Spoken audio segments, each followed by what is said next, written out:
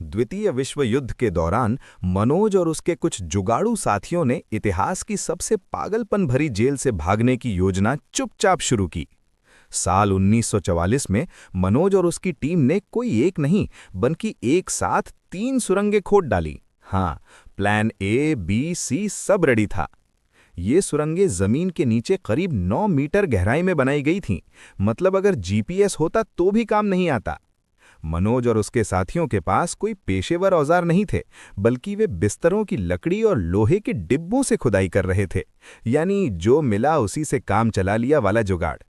खुदाई से निकली मिट्टी को मनोज यूं ही नहीं फेंकने देता था।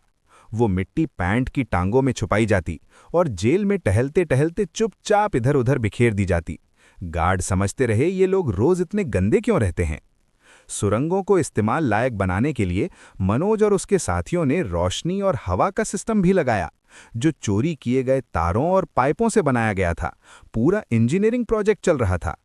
आखिरकार 24 मार्च की रात मनोज के साथ 76 युद्धबंदी चुपचाप सुरंग में घुसकर आज़ादी की ओर बढ़े। लेकिन सभी के निकलने से पहले ही पहरेदारों को शक हो गया। अंत में सिर्फ 3 कैदी ही सुरक्षित जगह तक पहुंच पाए। बाकी 50 लोगों को पकड़कर सीधे फांसी दे दी गई। योजना शानदार थी, लेकिन अंजाम बेहद दर्दनाक।